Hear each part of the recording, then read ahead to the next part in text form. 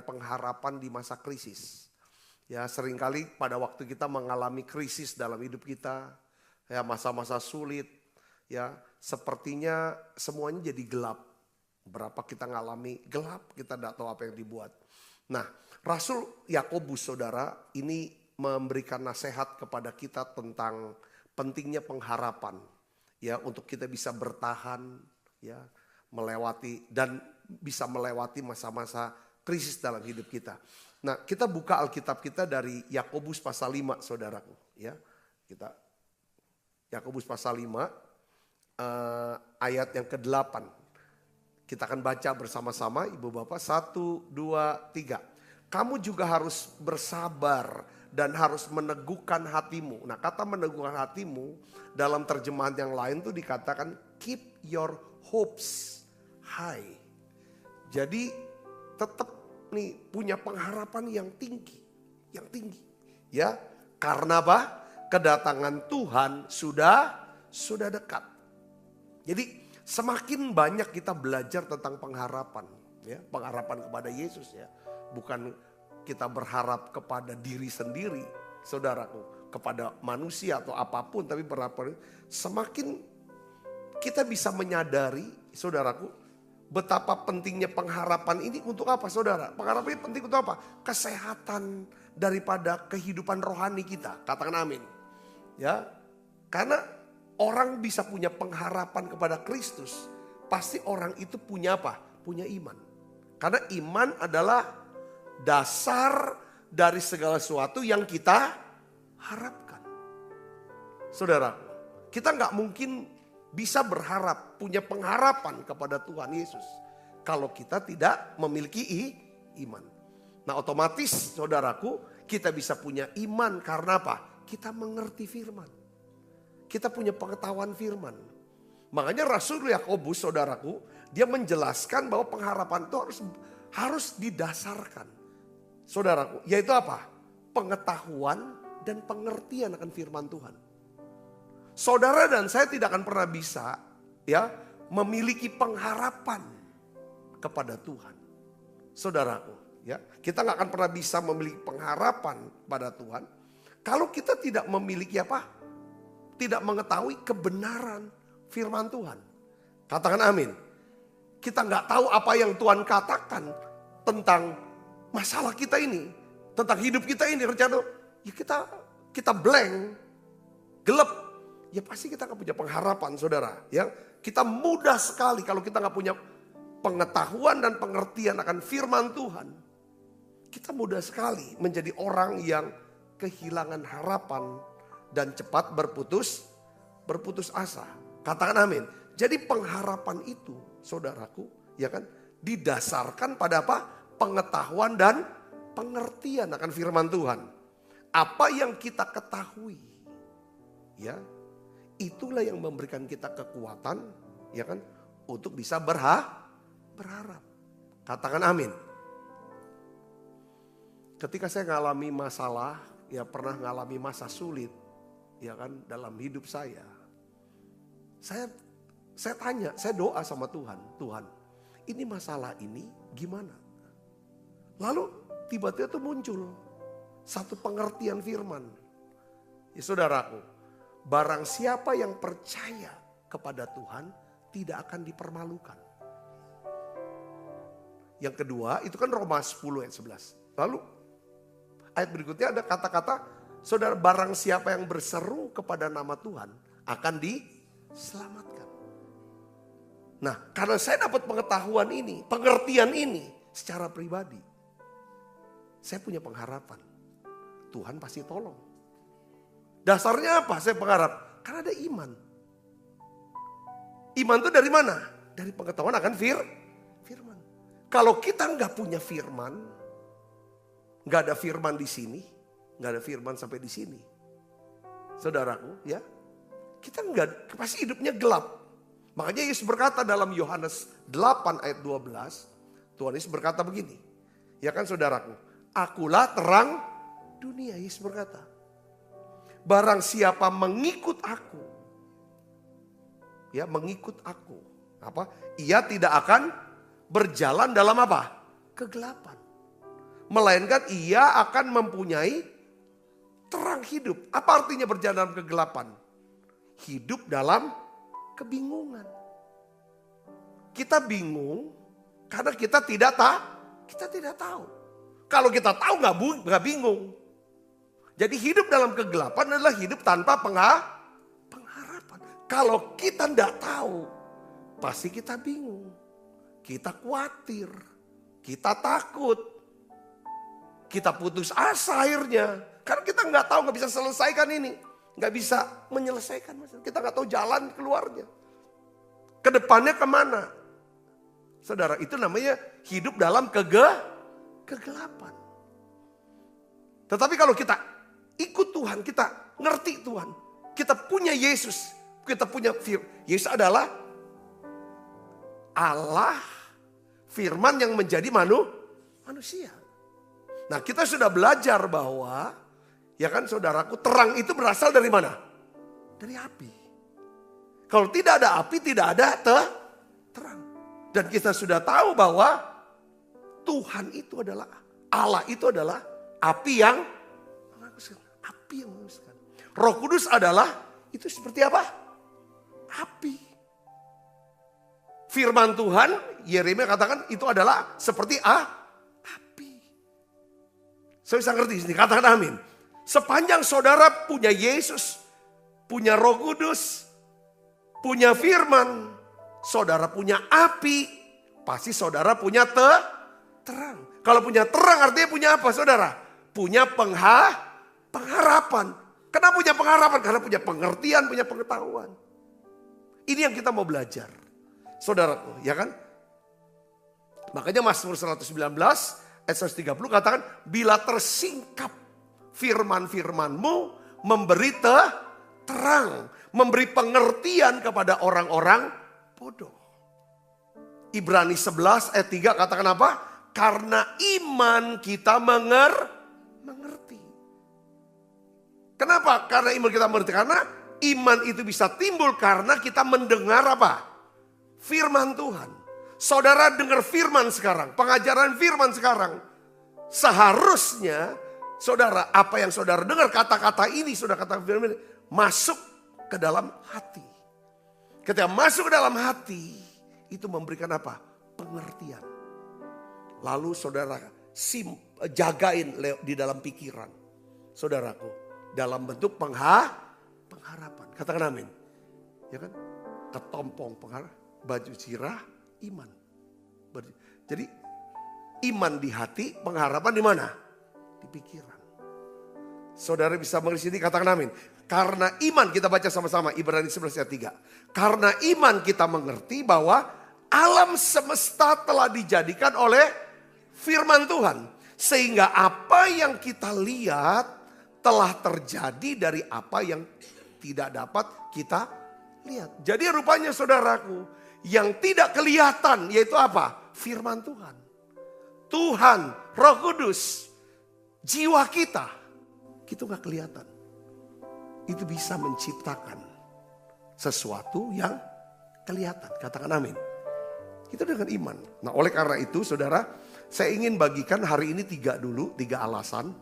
Ya kan, untuk berharap kepada Tuhan berdasarkan kitab Yakobus. Ya, kita belajar. Ya kan, yang pertama saya ingin ajak saudara bisa renungkan ini, pelajari ini ya. Pertama, kita mempunyai pengharapan. Karena kita mengerti bahwa penderitaan atau kesulitan kita ini hanya bersifat apa? Sementara. Atau tidak akan bertahan selamanya. Ini kita punya pengharapan. Ya, pengharapan itu penting banget saudara untuk kesehatan rohani, mental. Kalau nggak ada pengharapan kita hidupnya stres, depresi terus. Saudara, kesehatan jasmani juga penting ya. Dokter jantung pernah ngomong gini, ya kan, saya tuh pengharapan tuh obat yang lebih banyak saya berikan kepada orang ketimbang daripada yang lain. Jadi dokter kalau bisa kasih pengharapan kepada pasiennya, paling tidak 50% pekerjaannya udah selesai itu. Katanya 50%, 50%-nya lagi, ya kan, ditambah dengan obat, tindakan medis segala macam. Saudara bisa mengerti sini, katakan amin. Bahkan lebih dari 50% pekerja sudah selesai. Pengharapan. Makanya kenapa kok orang-orang sakit ya, orang-orang sakit, kenapa kok butuh untuk didoakan? Kalau dia bisa ada orang yang layani, didoakan, sampai dia dapatkan pengharapan. Ya kan? Kalau cuma sampai kepada percaya, tapi nggak bisa tumbuhkan pengharapan. Itu katanya seperti kita tuh ya, mantekin satu paku lagi di peti mati dia. Itu ada kata-katanya. Karena ada banyak orang, masa gitu aja kamu gak percaya sih? Percaya aja. Kita sering kali ngomong sebagai orang kayak Kristen seperti itu. Enggak gitu. Bagaimana caranya kata-kata kita bisa membangun satu pengharapan seseorang kepada Tuhan Yesus. Dan itu melalui proses apa saudara? Pengertian firman. Akhirnya firman itu membuat dia mengerti. Ya kan? Sehingga dia bisa berharap. Bahwa kenapa kita berharap? Saudaraku, karena ya kan masalah itu bersifat sementara. Katakan amin. Iya, sekalipun saudara ya kan beberapa di antara kita mengalami penderitaan atau kesulitan berupa masalah yang sifatnya kronis. Kayaknya ini seumur hidup nih. Ya kan, tetapi nggak akan selamanya. Yang percaya katakan amin. Nggak akan kita bawa masuk sampai kepada kekekalan di sorga. Saudara, apa yang menyebabkan Fanny Crosby, seorang yang sebenarnya lahir matanya tidak buta. Waktu dia masih kecil, katanya sakit demam ya. Lalu dibawa, diobatin, dokter menyebabkan, obatnya itu menyebabkan kebutaan dia. Saudaraku, tetapi saudara ini kan masalah kronis. Dari bisa lihat sampai gak bisa lihat. Itu kan masalah kronis sampai seumur hidup dia buta terus. Dari kecil sampai buta. Tetapi saudaraku yang Kristus, dia tidak menangisi, merenungkan. Tapi dia hidup membangkitkan pengharapan. Mungkin jutaan, mungkin miliaran orang ya. Lewat himne-himne yang dia ciptakan. Ada 8.000 lagu himne yang dia ciptakan loh. Salah satu yang terkenal adalah Ku Berbahagia. Ya lagu ini gitu. Ku berbahagia. Yakin teguh. Yesus abadi. Kepunyaanku. Aku warisnya. Ku ditebus. Ciptaan baru. Roh Kudus. Aku bernyanyi. Aku bernyanyi. Bahagia.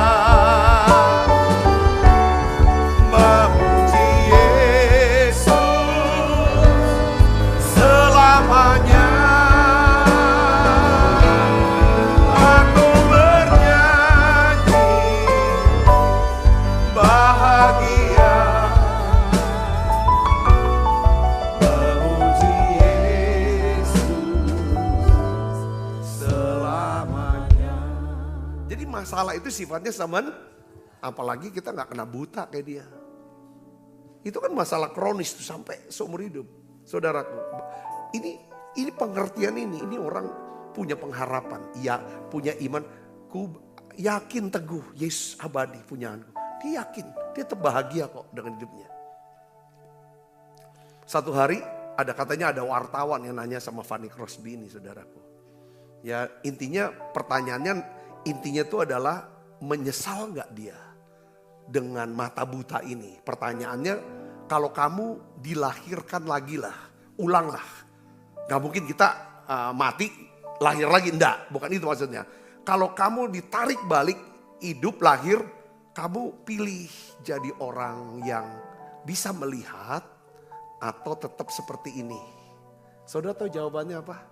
Ya saya mau tetap seperti ini. Kenapa kok mau tetap seperti ini? Tetap buta. Karena biarlah aku tidak melihat siapapun di dunia ini. Tapi kelak ketika jantung saya berhenti berdetak. maka wajah pertama yang saya akan lihat adalah Yesus Kristus. Tuhan dan Juru Selamat saya itu. Ini kan satu pengharapan, betul gak saudaraku? Karena dia tahu, gak selamanya dia buta. Bahwa masalah kronis dia kebutaan itu tidak akan sampai kepada kekekalan dia akan buta. Itu saudaraku. Apalagi kita. Ada lagu namanya, judul apa? Badai pasti berlalu. Pasti badai pasti berlalu. Sebesar itu masalah kita. Apalagi ini bukan masalah kronis ya. Ya kan saudaraku. Itu pasti berlalu. Saudara percaya, katakan amin. Ini janji Tuhan buat setiap kita. Nah oleh karena itu, karena kita ngerti nih. Masalah hidup kita bersifat sementara. Semua penderitaan itu akan ada akhirnya. Kapan akhirnya? Wahyu 21 ayat 4 katakan. Ya ketika kita ada di sorga. Itu semua penderitaan itu berakhir. Yang percaya katakan amin.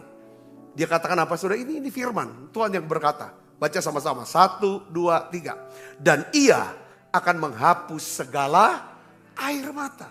Apa yang menyebabkan air mata? Ini bukan air mata sukacita. Air mata kesedihan. Mau bicara. Sedih karena ada kesulitan. Masa-masa kritis. Masa-masa kehilangan. Saudaraku. Dan maut tidak akan ada lagi. Maut bicara apa? Kematian. Saudara, yang paling ditakutkan oleh kita manusia adalah kematian, maut. Tapi nanti tidak ada lagi. Tidak akan ada lagi perkabungan atau ratap tangis atau duka cita. Sebab apa? Segala sesuatu yang lama itu telah terlalu. Jadi kalau kita udah ngerti akan firman ini, ya kan saudaraku, bahwa masalah sifatnya sementara. Semua penderitaan akan ada sepanjang saudara sudah bertobat dan terima Yesus sebagai Tuhan Yesus secara pribadi. Tapi orang yang menolak Yesus, penderitaannya tuh kekal di api neraka. Itu poinnya ke sana. Ya, inilah dasar pengetahuan dan pengertian kita, ya kan? Kita mau menaruh pengharapan kepada Tuhan karena sifatnya sementara. Katakan amin, saudara. Nah, saya mau kuatkan lagi begini, saudara. Siapa yang pernah ngalamin masa pandemi COVID-19? Ada yang pernah ngalamin enggak di sini? Ya pasti kita ngalami. Betul? Saudara ngalami masa krisis pandemi COVID-19. Sekalipun berlangsung cukup lama. Tetapi toh akhirnya apa? Semua badai itu sudah berlalu. Bahkan beberapa di antara kita lupa kalau pernah ada COVID. Betul gak? Itulah. Katakan amin. Jadi kalau hari ini ke depan kita kena masalah, masa-masa krisis. Ini dasar untuk kita berharap. Bahwa badai pasti berlalu. Masalah pasti selesai. Amin saudaraku. Makanya si Paulus nasehatin kita. 2 Korintus 4 ayat 18. Apa saudara? Sebab kami tidak memperhatikan yang kelihatan. Melainkan yang tidak. Karena yang kelihatan adalah sementara. Sedangkan yang tidak kelihatan adalah kekal. Jadi fokus kita. Saya minta saudara, pengharapan kita kepada yang tidak kelihatan. Katakan amin. Berharap pada sana yang tidak kelihatan. Yang sesuatu yang tidak kelihatan, yaitu Tuhan, firman Tuhan. Saudara Kristus. Karena yang kelihatan itu seperti apa saudara? Apa yang kelihatan? Apa yang bisa saudara lihat? Badannya siapa? Pak Sabta. Ini akan hilang. Ini kelihatan pasti lenyap. Apa saudara? Masuk kubur. Tapi jiwa Sabta yang tidak kelihatan itu kekal. Jiwa saudara yang tidak kelihatan, roh saudara yang kelihatan itu kekal. Amin saudara. Kita lihat bangku. Kita lihat kursi. Kita lihat semua bangunan. Kita lihat apapun yang bisa kita lihat. Itu akan apa? Membusuk, hancur, habis. Tetapi yang tidak kelihatan. Yaitu apa? Tuhan. Firman Tuhan. Jiwa-jiwa itu kekal. Yang ngerti katakan amin. Ini penting. Ada banyak orang sibuk dengan memperhatikan yang kelihatan. Ya nggak apa-apa sih tampilannya oke. Tapi jangan kelamaan. Sampai begitu banyak uang, dikeluarkan, waktu dikeluarkan hanya untuk yang kelihatan. Yang dilihat itu semuanya sementara. Habis. Tapi perhatikan yang tidak lain. Siapa? Jiwa kita nih. Katakan amin. Ya saudaraku ya. Nah, jadi kalau kita ingin meningkatkan pengharapan kita, maksudnya firman Tuhan mengatakan gini. Jangan ubah perspektif kita. Jangan berfokus kepada yang kelihatan, yang sementara. Tetapi kita harus berfokus kepada yang kekal, yang tidak kelihatan. Katakan amin. Ya. Baca lagi ayatnya saudara, satu lagi ya. Coba Roma 8 ayat 18 sampai 19. Ya, ini tulis kita baca sama-sama. 1, 2, 3. Sebab aku yakin ya, bahwa penderitaan zaman sekarang ini tidak dapat dibandingkan dengan kemuliaan yang akan dinyatakan kepada kita. Ada keyakinan iman, lalu ada kata-kata selanjutnya, ada kata-kata pengharapan. Saudaraku, penderitaan zaman sekarang ini tidak dapat dibandingkan dengan kemuliaan yang akan dinyatakan kepada kita. Katakan amin.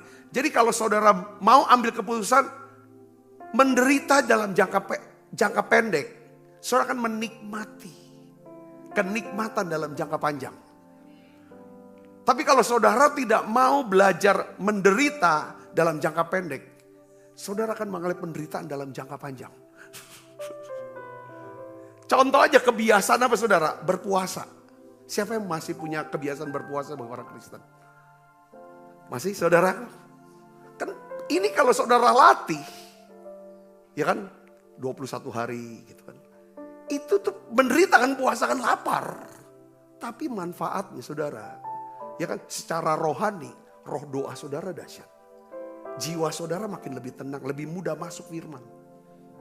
Lebih tenang. Yang ketiga, tubuh itu saudaraku.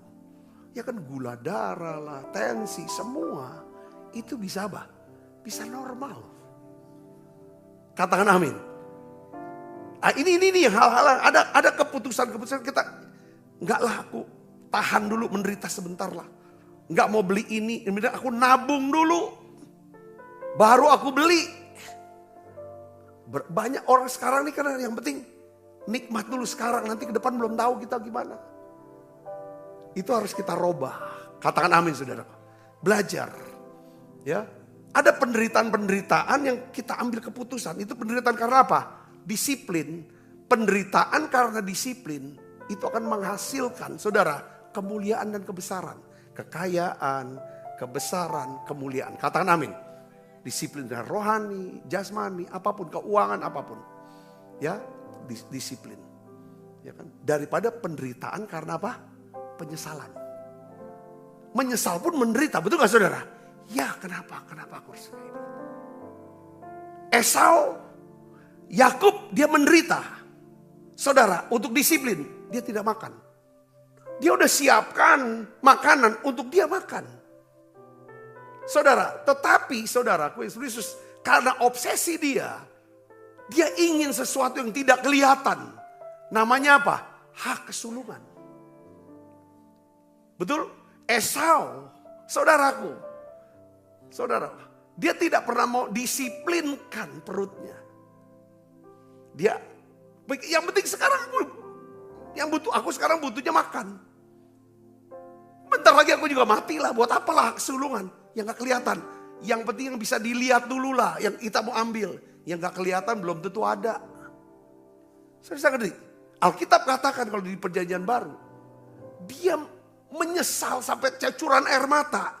Nggak bisa, tetap ditolak. Jadi ada penderitaan, saudara, penderitaan karena disiplin. Yakub puasa. Dia serahkan kacang merahnya. Tapi dia dapat berkat rohani yang tidak kelihatan. Saudara lihat sini. Ya kan keturunannya. Saudaraku, ya kan? Akhir jadi raja-raja, imam-imam. Imam, raja, nabi. Bahkan Yesus Kristus dari Yakub. Betul saudara?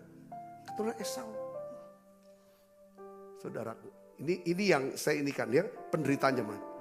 Terus perhatikan saudara, penderitaan zaman ini tidak dapat dibandingkan dengan kemuliaan yang akan dinyatakan kepada kita. Ayat 19, sebab perhatikan saudara, dengan sangat rindu seluruh makhluk, bayangan saudara, menantikan saat anak-anak Allah dinyatakan.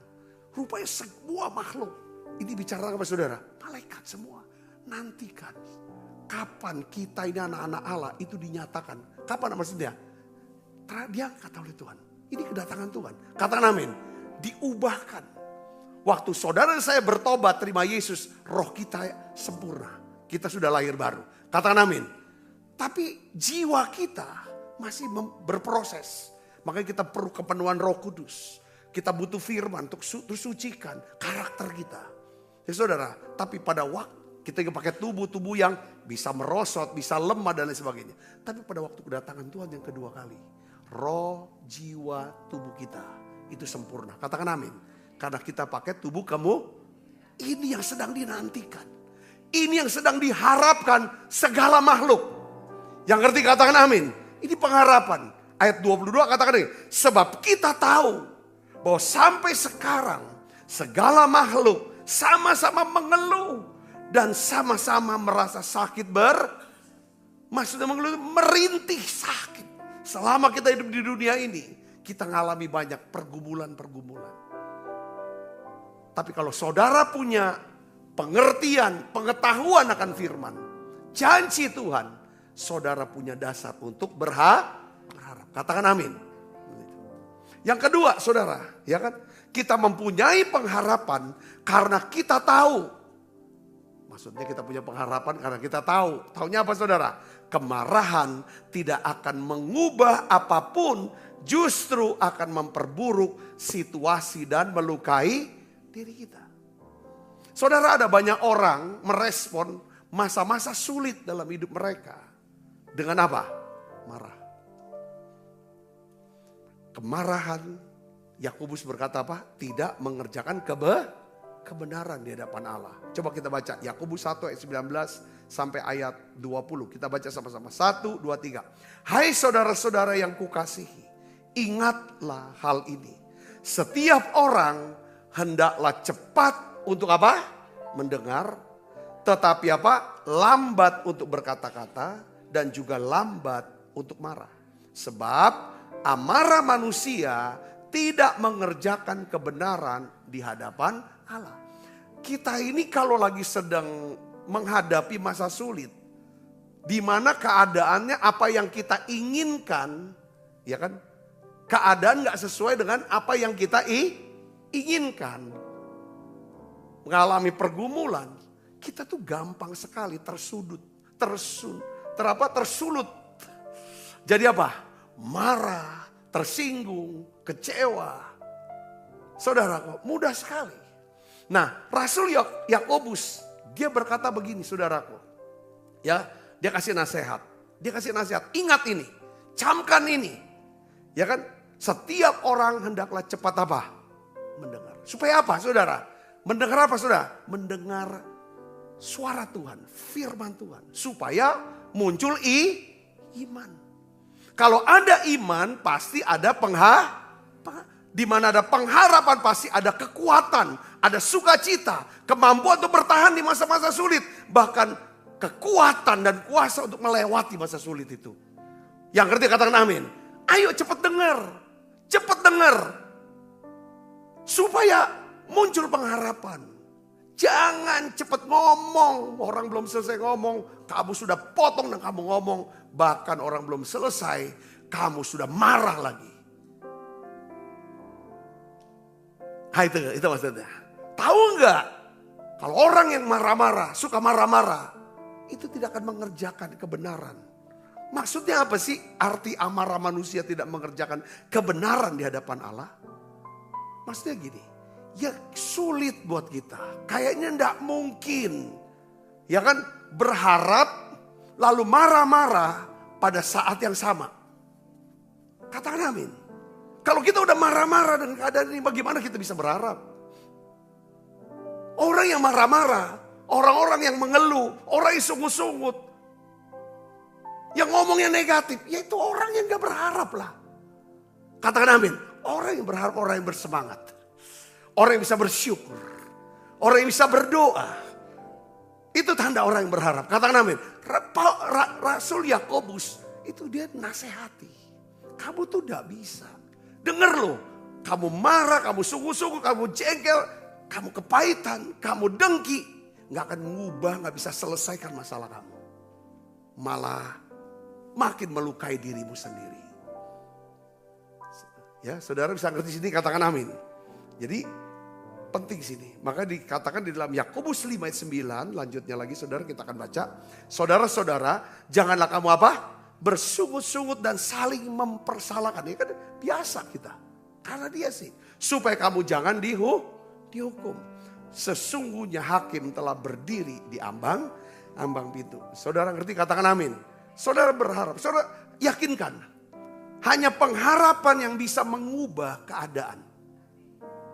Karena saudara bisa berharap karena saudara punya iman.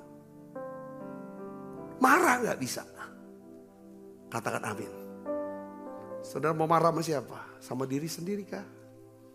Mau marah sama anak? Sama istri? Atau mau marahin dia? Gak akan bisa ngubah hidup mereka, kelakuan mereka, sifat mereka. Saudara mau menyalahkan siapa dengan masalah yang ada seperti ini? Terus masalah, menyalahkan, terus marah. Gak akan, masalah makin jadi tambah besar. Firman Tuhan ajarkan kita, saudaraku, hanya berharap kepada Tuhan. Ya kan, saudara bisa melihat tangan Tuhan akan bekerja dalam hidup kita. Ya, berharap sama Tuhan. Tuhan bisa pakai saudara 4 ya. Ya, 4 tangan Tuhan bisa pakai. Pertama adalah tangan manusia. Tapi berharap sama Tuhan nih, Tuhan bisa pakai tangan manusia. Untuk menyelesaikan masa-masa sulit dalam hidup kita. Setuju saudara, katakan amin. Ketika terjadi masa kelaparan besar, saudaraku, di tanah Kanaan, di Mesir, bahkan di seluruh dunia pada waktu itu. Saudara, Yakub dan anak-anaknya, mereka pergi ke Mesir. Lalu mereka ketemu dengan Yusuf. Saudara, ketemu dengan Yusuf. Lalu ketika mereka bertemu Yusuf, Yusuf berkata, aku di Yusuf. Mereka kaget. Kamu gak usah takut. Gak usah gentar hatimu. Aku akan pelihara kamu. Ini baru 2 tahun ini masa kelaparan. Masih ada 5 tahun lagi. Sudah. Aku akan pelihara. Aku kasih makan. Kamu tinggal sini. Panggil bapak. Panggil papa. Datang ke sini. Jadi ada tangan Tuhan. Ada tangan manusia yang bisa nolong kita. Katakan amin. Lewat apa saudara? Di situ namanya golden connection. Makanya kita tuh harus bisa hormati hubungan ya. Jangan gampang berkhianat. Jangan gampang memutus hubungan. Jangan gampang musuhan. Karena Tuhan bisa pakai tangan orang, manusia. Untuk nolong kita, katakan amin. Yang kedua, Tuhan bisa pakai tangan Tuhan sendiri. Untuk nolong kita. Yaitu dengan cara apa? Bangsa Israel ketika dia keluar dari Mesir. Mereka berada di padang gurun. Tuhan kasih apa? Mana? Itu tangan Tuhan. Kadang-kadang ada cara-cara ajaib Tuhan pelihara hidup kita. Saya dengar kesaksian, nih ada teman-teman yang dari daerah. Saya jadi ingat hamba Tuhan dari pendaerah. Satu hari katanya, ini cerita sudah kesaksian sudah cukup lama. Ini kesaksian dari abad ke abad saudara. Tentang hamba Tuhan yang melayani di pedesaan. Itu dipelihara oleh tangan Tuhan. Bagaimana caranya? Ketika mereka berdoa dan tidak ada makanan. Saudara, tiba-tiba Tuhan kirim kucing membawa ikan. Itu kesaksian yang gak pernah lupa saya. Dan akhirnya satu keluarga pendeta ini bisa makan dengan ikan yang ada di mulut kucing. Itu seperti saudara, Tuhan bisa mengubah saudara ya. Burung gagak, ini burung kan makanannya kan bangke. Bisa diubah, dia tidak lagi makan bangke. Tapi makan apa? Bisa bawa apa? Roti, saudara. Pagi dan sore, buat siapa? Buat Nabi Elia. Tuhan bisa pelihara hidup kita lewat tangan yang ajaib. Katakan amin. Tapi yang ketiga, Tuhan juga bisa pakai saudara sebenarnya. Tangan siapa? Tangan diri kita sendiri untuk kerja. Kerjakan apa yang ini kan. Ya, Tuhan akan memberkati tangan kita. Katakan amin saudara. Kerja. Sebagai pendeta juga saya kerja keras. Kerja kerasnya pendeta itu apa? Ya banyak berdoa. Puasa. Baca Alkitab. Ngajar firman. Layani siapapun. Tidak terbatas daripada jemaat yang manapun. Kerja rajin. Tuhan bisa pelihara lewat tangan kita. Katakan amin. Apalagi saudara. Yang keempat, Tuhan bisa pelihara lewat apa saudara? Tangan musuh. Ketika Tuhan mau bangkitkan seorang pembebas buat Israel. Namanya Musa. Tuhan pakai putri Firaun untuk pelihara. Setuju saudara? Katakan amin. Tapi musuh kita bukan manusia loh. Bukan orang yang jelekin kita, nyerang kita terus. Sebenarnya musuh itu saudaraku. Saudara tahu gak siapa? Kadang masalah kita atau diri kita sendiri. Yang ngerti katakan amin saudara. Engkau menyediakan hidangan. Ya kan di hadapan lawan-lawanku. Saudara percaya bahwa Tuhan bisa pelihara. Yang ngerti katakan amin. Di masa krisis, pandemi, kita lihat bagaimana tangan manusia, tangan Tuhan, tangan kita sendiri, bahkan tangan musuh itu kerja. 4 tangan nih kerja buat kita. Setuju saudara katakan amin. Yang ketiga, yang terakhir, kita mempunyai pengharapan karena kita mengerti bahwa Tuhan akan memakai apa? Masa-masa sulit itu untuk apa? Kebaikan kita. Apa sih kebaikan? Oh nanti lewat kesulitan ini kami punya motor, kami bisa kebeli mobil, kami punya ruko dan sebagainya. Kadangkala Roma 8 ayat 28 diterjemahkan saudaraku hanya kepada sesuatu yang sifatnya apa? Sementara.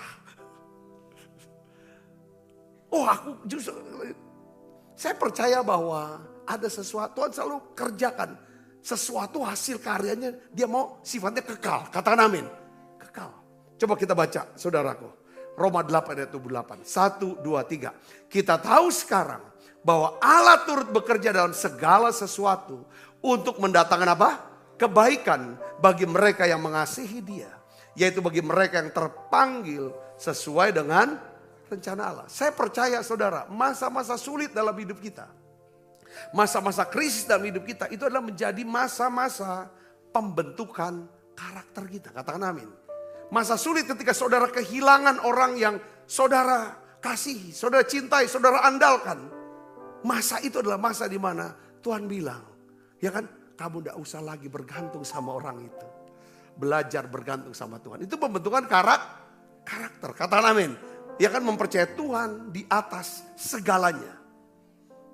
Kadang-kadang kita kehilangan pekerjaan. Apapun itu masa sulit buat kita. Masa ini, saudara coba belajar bergantung.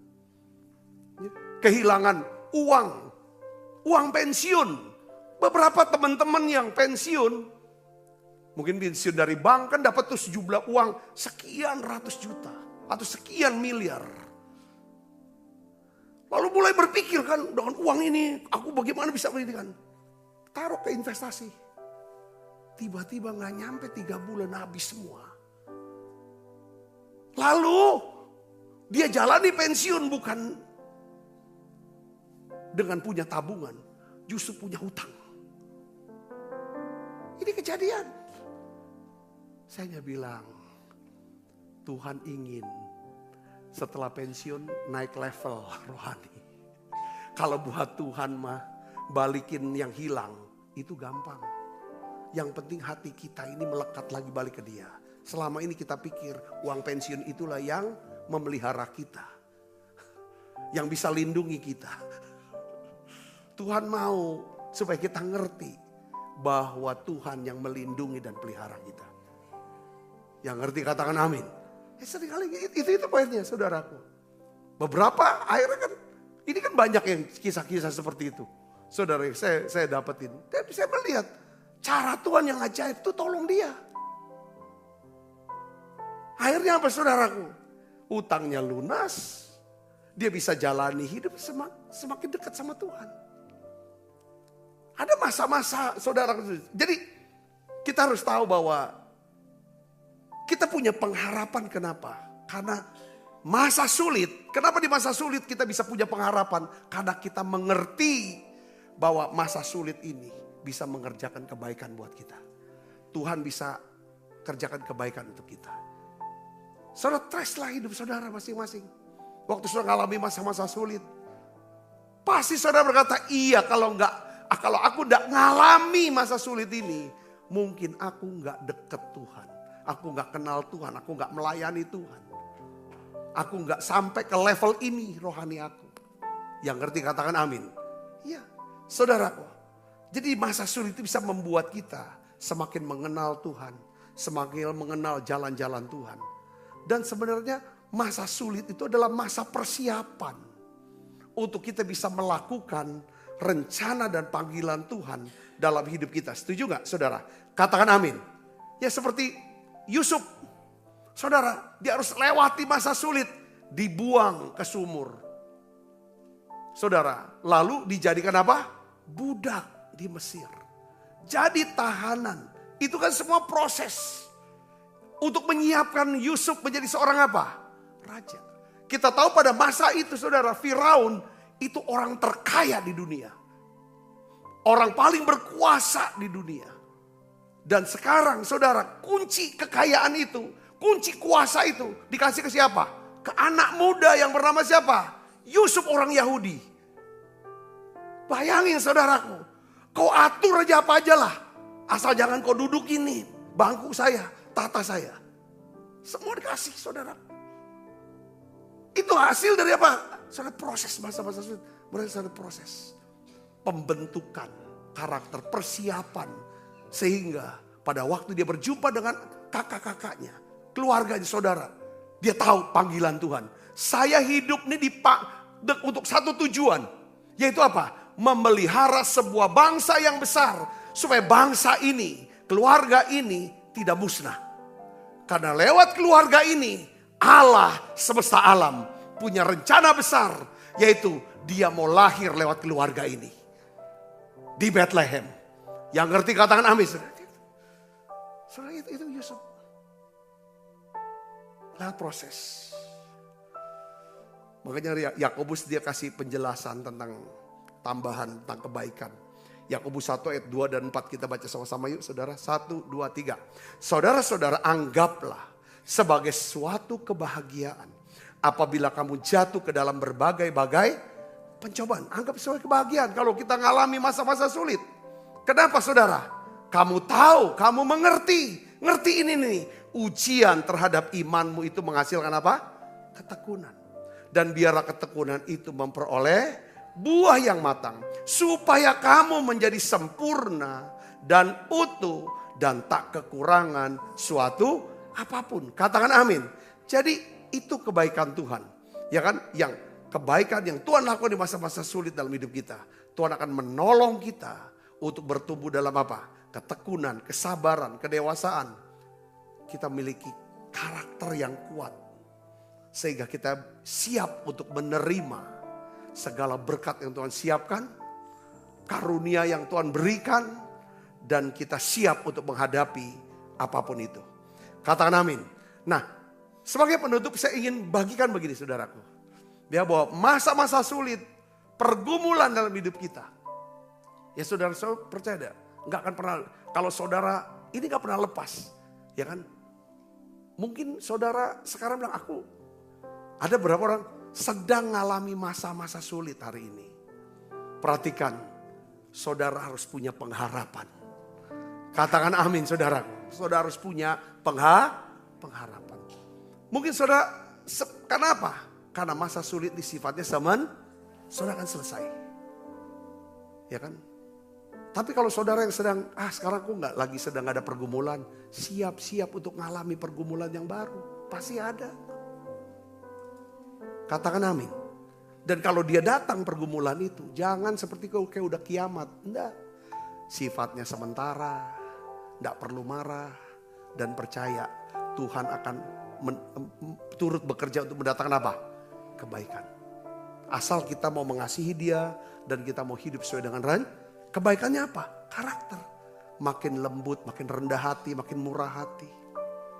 Mungkin selama ini kita terlalu sombong, congkak, pikirannya kotor terus, ngomongnya kotor, hatinya kotor. Sudah lewat namanya api. Ya kan, api pencobaan ini. Itu menyucikan, memurnikan setiap kita. Katakan amin. Saudara tahu juga bahwa tujuan kita hidup di dunia ini, tujuan hidup kita di dunia ini adalah apa? Mempersiapkan kita menghadapi apa? Kekekalan. Kehidupan kita di dunia ini adalah tahap persiapan untuk kehidupan yang selanjutnya, kehidupan kekal. Jadi hidup di dunia ini seperti apa? Gladi resik. Satu pemanasan. Bukan pertunjukan yang sebenarnya. Ya kalau misalnya kita mau Natalan tuh biasanya tuh di sini Natalnya kan acaranya 24. Saudara, nah biasanya tuh tanggal 23 itu masa-masa persiapannya. Tapi sebelumnya mereka udah latihan. Saudara, nah seperti itulah hidup kita. Sebenarnya ya kita hanya berada di dunia ini kurang dari berapa? 100 tahun. Saudara, tetapi kita akan berada triliunan tahun dalam apa? Kekekalan. Saudara bisa mengerti, dikatakan amin. Jadi proses. Tuhan mau proses. Yuk kita baca ayat terakhir. 2 Korintus 4 ayat 17 sampai 18. Kita baca sama-sama lagi. 1, 2, 3. Sebab penderitaan ringan yang sekarang ini mengerjakan bagi kita apa? Kemuliaan kekal yang melebihi segala-galanya. Jauh lebih besar daripada penderitaan kami. Yang percaya katakan amin. Ya jadi penderitaan ringan yang sekarang. Paulus bilang ini masih ringan kok. Enggak. Kenapa? Karena sifatnya sementara. Jangan merespon dengan kemarahan, tapi dengan pengharapan. Katakan amin. Ya, ini akan mendatangkan kebaikan. Ya kan buat proses, karena kita akan mendapatkan apa saudara? Kemuliaan kekal yang melebihi segala sesuatu. Jauh lebih besar daripada penderitaan kami. Ayat 18, sebab kami tidak memperhatikan yang kelihatan, melainkan yang tidak kelihatan. Karena yang kelihatan adalah sementara, sedangkan yang tidak kelihatan adalah kekal. Mungkin nanti kita di sorga, kita berpikir, kita bicara. Aduh bodoh nian ya kita ya. Kita pikir ya kan, kita kok stres ngalamin masalah-masalah di dunia ini. Ternyata Tuhan memakai penderitaan itu untuk mendatangkan kebaikan buat kita. Katakan amin saudara. Ya. Saya percaya bahwa setiap pendeta-pendeta ya, yang saya lihat gini, hamba-hamba Tuhan, orang-orang besar yang dipakai Tuhan, yang mengubah banyak orang, yang memulihkan banyak orang. Itu pendeta-pendeta yang banyak mengalami apa? Peremukan dalam dirinya. Masa-masa sulit. Saudara pernah dengar nama pendeta, hamba Tuhan namanya Joyce Meyer? Pernah nggak? Ya kan? Kalau saudara dengar cerita, baca bukunya, atau dengar khotbahnya, itu kayaknya hal yang gak masuk akal. Seseorang gadis, seorang wanita harus lewati masa-masa yang paling mengerikan dalam hidup dia. Tapi rupanya itu persiapan. Diperkosa. Sama bapaknya, sama pamannya. Belum ini. Itu mengerikan lah pokoknya dah. Gak bisa diomongin. Tapi rupanya pelayanan hambanya ini, Joyce Meyer,